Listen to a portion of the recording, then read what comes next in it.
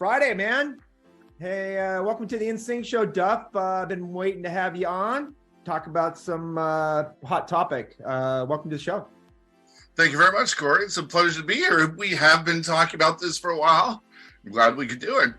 Fantastic. Hey, can you give us a little short intro about yourself and tell us where you're from?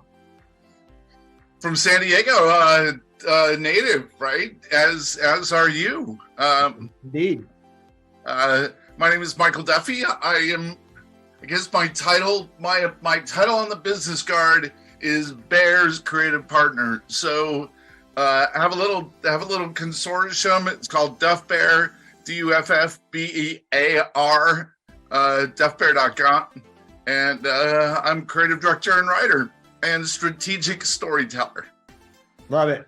Love it. Hey, you and I have a long history together. We've had some incredible times. I think we started working together, maybe late 90s, even early 2000s. I met you. We've done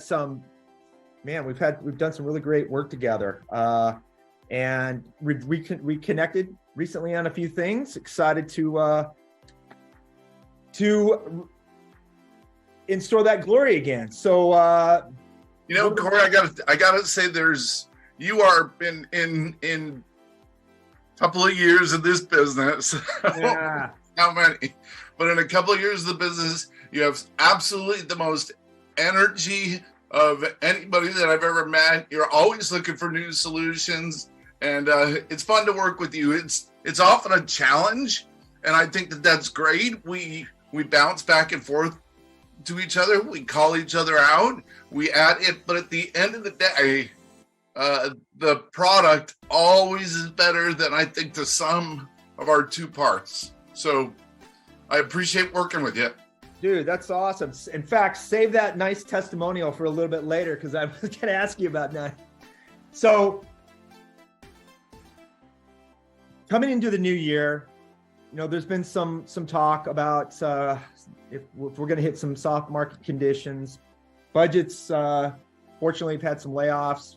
We've had higher ups, the powers that be, trimming costs. Marketing is always at the forefront of all of that.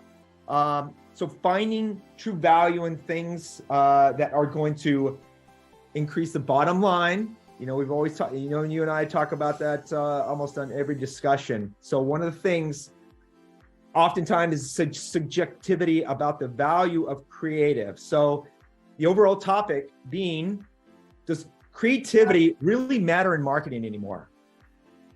Well, I think and by the way, I forgot to say one thing, but just for you, I got the sailboat shirt on because lure. And this is gonna, sometimes I tell stories which eventually have a point, but I thought I'd start with this graphic behind me, which is a school of fish, a bunch of bait fish kind of mulling around, and they're doing their thing. And I'm going to get back to that in a little bit, but I did both of these things just for this particular discussion because you gave me a little heads up on what we're going to talk about, which is one of my favorite subjects. Yes. Right. So before I forget, also before you get rolling, thank you for the kind words. By the way, it's the feeling's mutual, man. I always enjoy. We get in some contentious discussions, but I think at the end of the day, we're very passionate and we very for all the good right reasons. And so typically after a good hour or so of mulling over just some even could be a basic conversation, we end up at the end of the day with some really good stuff. So thanks again for that. Thank you. You bet. So to answer your question, what's the value of concept or creative in marketing? Marketing in and of itself is the process of going through and defining who you are, what you're going to talk about, and who you're going to talk to. That in and of itself is creativity. If you don't think about those things, if you don't go through that process, if you don't do that work to identify who you're talking to, what you're going to say, how it relates to them, then you've done nothing. So to me, they're the same exact thing. Good point. But today's everybody's got a smartphone. Everybody's an influencer, right? That seems to be the number one profession these days. So, in a sense, everybody seems to be a marketer. So, is really creativity overrated in this digital landscape? So, that's the belief that I want my clients' competitors to believe. I want them to believe that creativity doesn't count, that we don't want to spend time thinking about this. We just want to blast things out, right? Well, the fact of the matter is, and once again, I've been in this business for a while, but once upon a time, media was very, very expensive. It cost you money to get something out there. Now, you can buy lists for 10 cents, 20 cents. I mean, cheap stuff for free. You can get lists just for using those, right? So the media is extremely inexpensive. And because of that low bar on the media, you have people getting messages and they just, what's the message for today? What's the message now? What's the message now? And spray and pray, right? Spray and pray, absolutely. And that they're doing it because it's really inexpensive to do it. And they don't see a cost with sending something out and not getting a response, because they'll do it right again. They'll say, oh, we'll do that again. If it doesn't work, we'll do it again. We'll do it again. But what they don't realize, and you and I talk about this all the time, there's us, and that doesn't matter. There's them, that matters. So what you have to realize is every time you spray something out there, you're annoying someone. That's right. You're getting in their face and they're ignoring it. They don't like it. They have other things to do. They want to walk their dog. They want to love their mate. They've got work to do that's way more important to them than you. So each time you alienate someone, you make it more difficult to develop a relationship with them.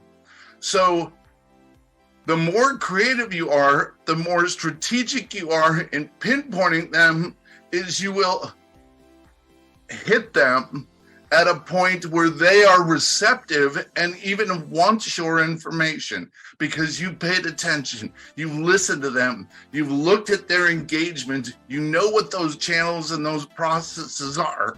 So you are crafting, you are creating your message specifically to them, to what they're feeling. Then they're not alienated. Then they think, they feel that you understand them. That's a really good point. And getting back to what you had mentioned, a lot of the people that are going for the spray and pray method don't really understand the damage that they are doing on the other side and the barriers that they're building up needlessly, because they've unfortunately have not built the trust. They haven't taken the time, like you said, strategically to craft a message at the right time on the right channel, thus creating friction. And unfortunately, they're not seeing the results of that damage being done. So really, really good. That damage is our opportunity, because all of a sudden, our bar for making them feel heard, for making them feel understood, all those types of things, is much easier to achieve because they've gotten all this spray. And comparatively, they're like, oh, these guys care. These guys know me. They respect me.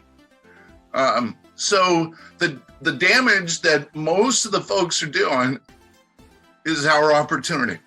Absolutely. Couldn't agree with you more. Why does it seem like there's just a tremendous lack of kick-ass campaigns and creativity these days? Is it just me? It's not just you. And, not everybody in my personal life when I walk around the world knows what I do. Some people do. But the people that do know what I do, and even those that don't, are constantly complaining about the amount of chatter and about the amount of spray, right? So you and I go back long enough to know when we did the transition from pen and paper, from stats, from physically laying stuff out, from specking, from doing all these things, to the Mac. The Mac, I have 5 Macs. I love Macs. But at the time, they allowed someone with little or no creative experience, with little or no graphic experience, to jump into the fray of communications. That was one of the first things that happened, which allowed the bar to get into communications to be very low.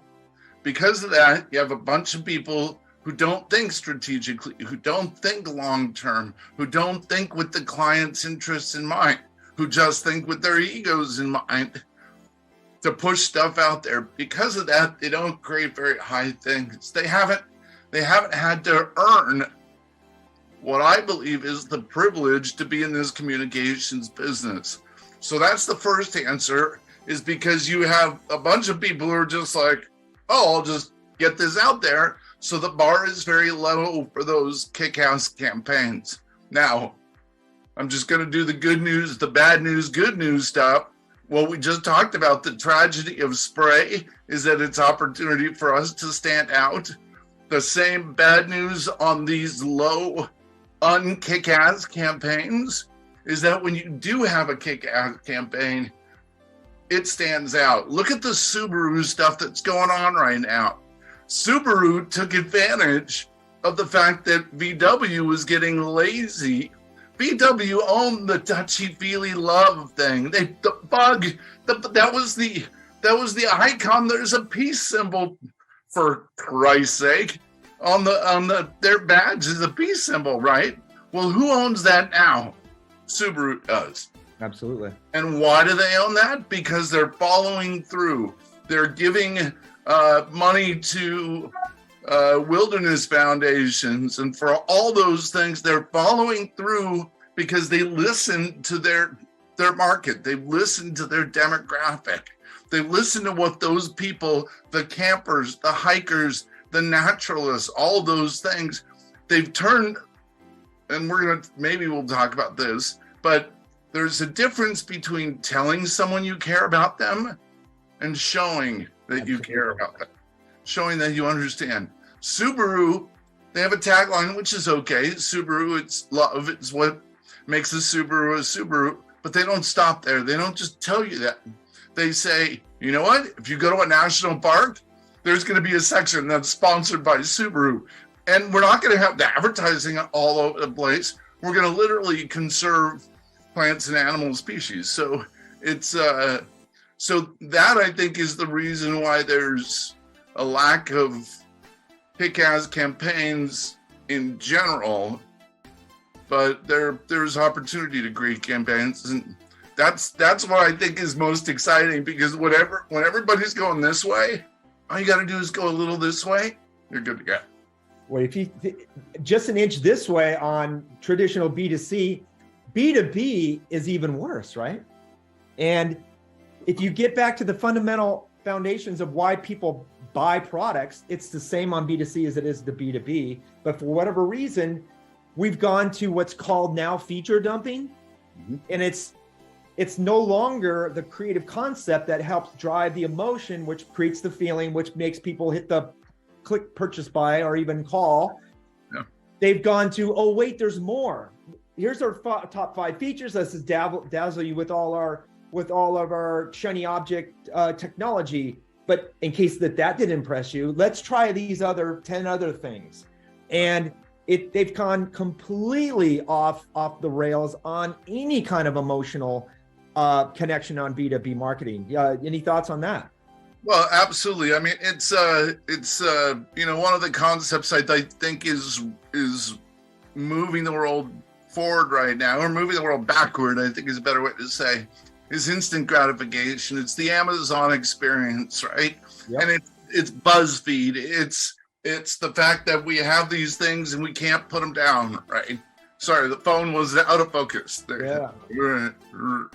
There you go. So it's really easy to go with LCD, lowest common denominator, and say, oh, we're going to put a list out there. We're going to put a list of top 10 things why you should come to this hotel, right? And because those lists are gravitating people on this other side as far as those social media platforms go. But the difference is creating a relationship with someone versus creating something that's a distraction that they'll swipe left on as soon as that thing's not interesting anymore. Good. So that's the big difference. Good point. What's the greatest misconception about great marketing? So I think it's a tandem thing. In one sense, the biggest misconception is that it's not sales and that it's a lot of work. Okay. So I'm sure most of your listeners and watchers have seen the analogy of love. It's not a noun, it's a verb, right? Mm-hmm. It's not something you are, it's something you do. Okay. Well, sales is not just the end result. It's not just the cash register at the end, but it's the process in its best form. It's the process of curating a relationship with a prospect, with a guest, with an audience, with a consumer that then creates a relationship over a period of time. That's a verb. That's not the end result. Most of the time when people talk about, oh, I want this to result in sales, that's just the end product. Right. You can't jump from here to there. Correct. You're one of your favorite things to quote, is you don't ask someone to marry you before you know them. So the process of what creative folk do, of what strategic storytellers do, is a sales process in a graduated level of comfort and relationship. What we do is we just sell, but we sell based on that relationship building.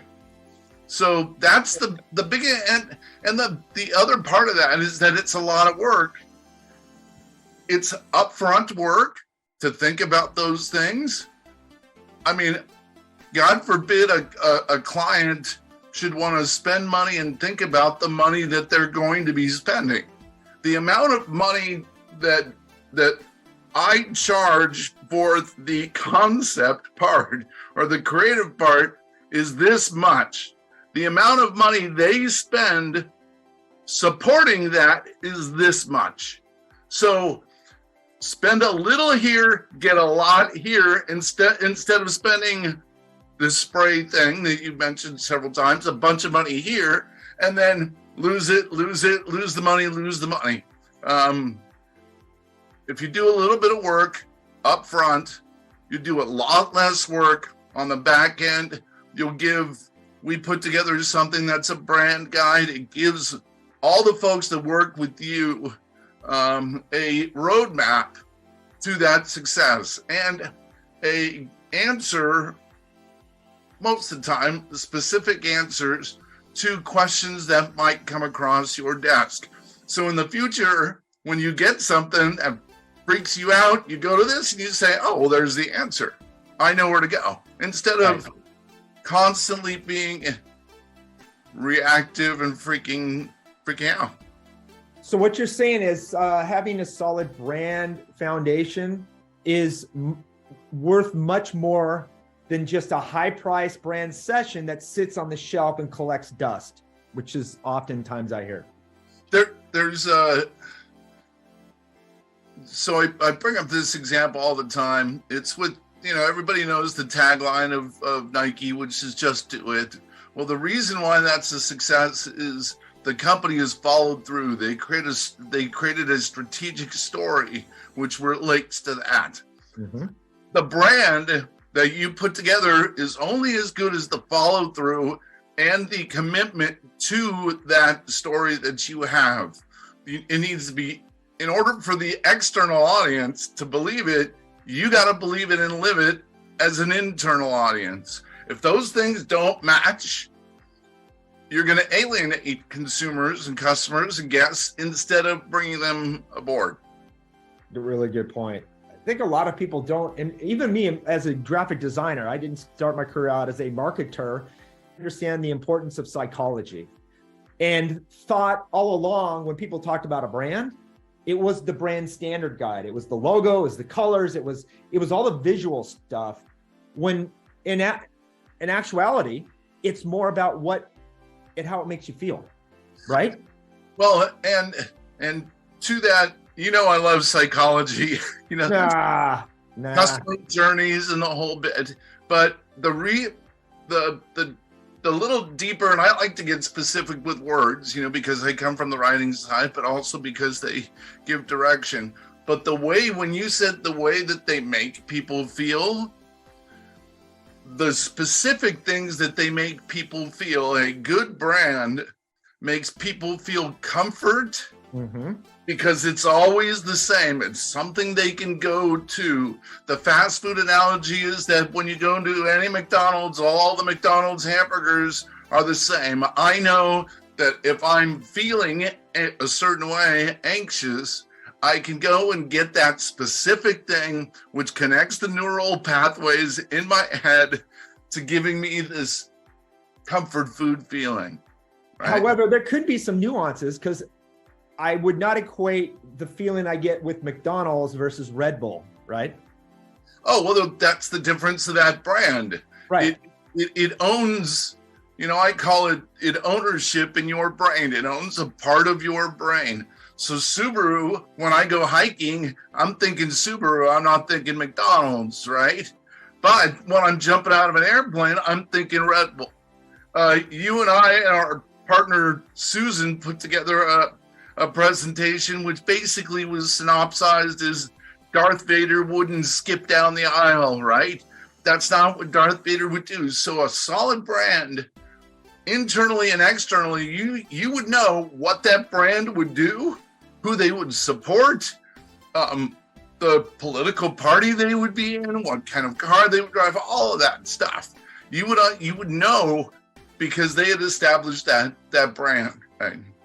Absolutely. Well, it's what's very important to your point is that we are often tasked with attracting customers, correct? Well, one of the unseen things of what we do is we alienate those folks who are not part of our brand. That's fine. They, if you're, a 75-year-old couch potato, we don't want you coming to Subaru. You're not going to enjoy the product. You might enjoy a Cutlass, an Oldsmobile Cutlass. Right, Buick. So right. That doesn't make it wrong for you. Right. You're going to be much happier in that situation. And we, as responsible, respectful marketers, want to connect people with the things that are best for them, not push our thing onto them. And so so it's you can't be all things to all people, because you end up being nothing to no one, right? Right. Great segue into question 4 is, how can a hotelier best understand the real value of creativity? I think that the best way to do this, and we talk about this experience all the time, but is to look at your competitors. Pull up a bunch of websites and look at all your competitors and ask yourself what they're saying. Ask yourself how they're differentiating themselves. And most of the time, the responses that I get are, all these other people, they don't know what they're doing. I looked at all these other websites, and they're not communicating very well. I'm communicating very well. My question is, chances are those folks are looking at your communications and saying the exact same thing. So my first tip is, first of all, not to love your stuff like you love your own stuff. That's right. Always put yourselves in the guest perspective. Once you do that, you will be much more accountable to that messaging process, which relates to connection. If you want, I mean, you and I have done this. We've done split runs. We can do all those things. You know, you talked about digital at the beginning of this conversation. Now with those metrics that we have, we can show you what's working and what's going to connect. But there is a caveat to that. There's immediate response, and then there's long-term cultivation and opt-in and all those types of things that we talk about that are so powerful over a long period of time. If you want recall figures, if you want immediate response, sure, you can have $1 sale on your property and your rooms, you'll get people calling. But if you don't, and every once in a while there's a purpose for that, but if you don't use that, all those people that you got, and start having a real relationship with them, they're never going to come back. I have a direct story about a client. They were developing a brand new hotel. It's a beautiful, beautiful place. They put a lot of money into the interior design. They really made it was beautiful, right? And because of this, they came to us and they said, we want to have the most expensive rate in the market. And we said, well, what's your justification? And they said, well, if we have the most expensive rate, then everybody will say that's the coolest place to go. Right. We discouraged them against that, but they went ahead and did it anyway. At the beginning, they had a huge, huge response. They had full occupancy. But the fact of the matter was that rate wasn't sustainable in the market. And so they had to pull back because they had empty rooms, and all of a sudden you don't want to spend a whole lot of money to be there by yourself. So they adjusted their rates way down, and people still didn't come because they said, oh, well, you established this brand as a high-end property, and now you're selling it for way low. They lost all those guests as well. So, yeah. Gotcha. Great. What's the craziest campaign you've ever worked on? I know there's been a lot because I've been on a few with you myself. So, what's the craziest campaign I've worked on? Well, between you and I, we'll compare notes. Yeah. Well, I'd say probably the most elaborate would be Riviera Palm Springs would be the most elaborate when we had in fact, one of the models that we picked, I don't know if you know who that Amy Mata is. Mm-hmm. She's basically an A-list Hollywood celeb now. So that was definitely an iconic campaign for us. So share yours. Yeah, I was. This is one of the questions you gave me beforehand, and so I'm going to leave the craziest for last because. Oh, there's more than this. There's more than one. Yes. Well, okay. I'm gonna use my creative license, and I'm gonna say, crazy for me is not as, once again, strategic storytelling, right? So if something's crazy, I want to make sure, and once again, I'm a word guy on this. I want to make sure that it's not crazy, that it's accountable, that it's gonna lead to results, that it's gonna be part of something bigger, right? Right. So I'll just give you a couple that I worked on that I think were the most impactful. That to me, creating these resulted in a shift. Wasn't just telling someone what to do, wasn't just telling someone to buy something, but it created a shift. The first campaign was a television campaign for a group that was advocating domestic violence education and response. They had a hotline, the whole bit. And when the group came to us, they said, you know, we want to tell these women primarily to call this phone number and to get help from their situation. And we did some research. Once again, the strategic part of the storytelling, or the science and soul, if you're lore, right? Nice. But we looked at that and we said most of these women they're in those relationships, violent, abusive relationships, for very complicated reasons, codependence or financial reasons, things like that. And it's very seldom that they leave those relationships. The cycle of domestic violence continues to keep on going.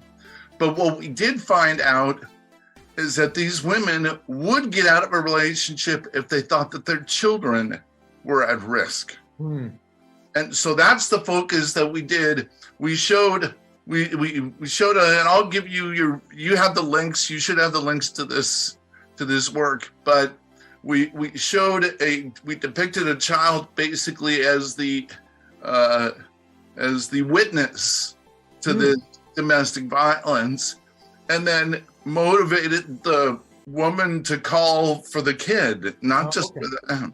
Nice. So it really related or resulted into a lot of response and a long-term treatment for these women. And so whenever you can do something like that, it's cool to sell something. But if you can change one life, and then that life then becomes better for all the rest of the generations, then it's really cool. There are some things that are more important than getting the cash register to ring. That is correct. I'll skip the other ones because I know everybody's time is valuable. But the one that I would say is the craziest, but it was the coolest, was right at the beginning of COVID. We were, especially in the hospitality business, there was no business to be. You couldn't open your doors, right? Couldn't have these things going on. So myself and my creative partner Barry Whitfield, we're trying to think of things to do that would keep those wheels turning, the creative wheels turning, and get us to do some things. So as we know, everybody during that period of time had to wear a mask. Mm-hmm. So we're sitting there, and we had various concepts that were related to interesting things that were politically relevant or socially relevant or anything like that. But the thing that we came up with was a photo imprinted mask. Nice. So we had these. You could send us your photo. We'd put the photo on the mask, and we put them together. What made this the crazy thing was that we would wear these masks out. And most of the time as marketers, we don't get to viscerally see or feel the results.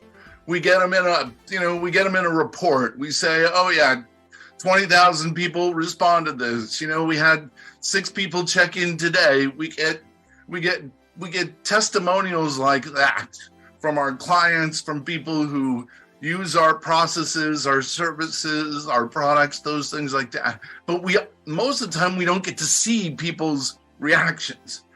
And I'll send you the link to this as well. But when we were wearing these things, and we had a little hidden camera that we would put on ourselves, and people's reactions to these things, they'd be like, "What? That's your weight? I didn't know it was your." Oh, wait a second. And this was at a time, we all remember this, where communication, where connection with people was so difficult and so rare. We did the Zoom thing. When we were out in public with people, we stayed away from them. No one, you would get your Costco stuff and that's it. Get in, get in. So to get those types of reactions from people, personal reactions, was absolutely just enlivening. Like it was so personal, and we were doing something, and our concept was, face adversity, right? So it's, even in these times of difficulty, how do you get past those? How do you connect with people? And really that's the whole reason why we as marketers do what we do, not for the noun sales, but for the verb sales, for that process of connecting with someone. And it goes back decades, I don't know, since millennium, of people trying to sell someone to somebody. How do you sell? You sit down around a campfire. You do those types of things. You connect with them. You develop points of commonality. So that to me was the craziest interpersonal campaign that we worked on. Nice. Love it. Just have a few minutes left here. One last question for you. What's your number one tip to get the most value out of your marketing? You and I talk about this all the time. It should be in the zeitgeist. It should be in the world. It should be something that everybody knows. But it's all about them.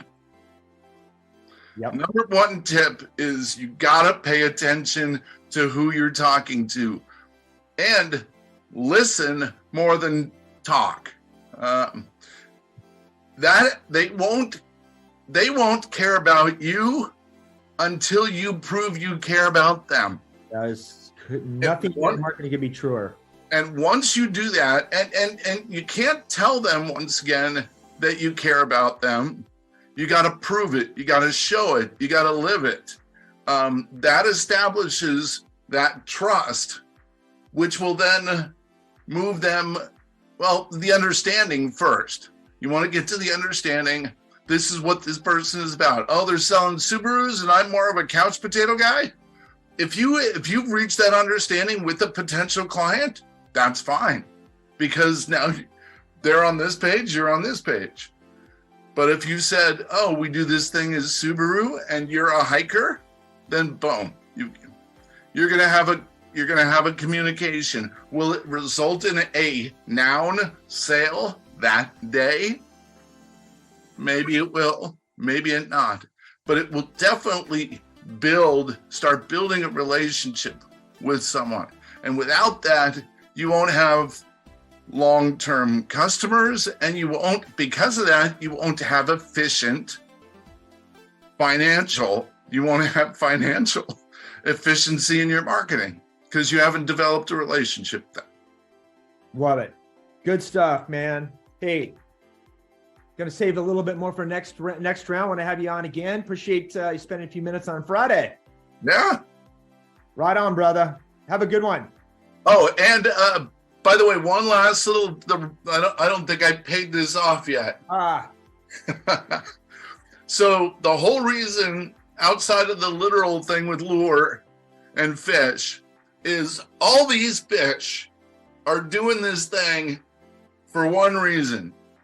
And that's because they don't want to be seen. They want to disappear into this big bait ball. So whatever big fish comes along doesn't see them. They're hidden. What we want to do as marketers and position people is the exact opposite. We want to get seen so people bite. That's the reason why I pulled this out, brother. Nice. That's I love it, man. Great analogy. Fantastic. Yeah. Have a great weekend, man. Thank you too. I look forward to talking to you soon. You too, brother. Take care. Thank you, Cory.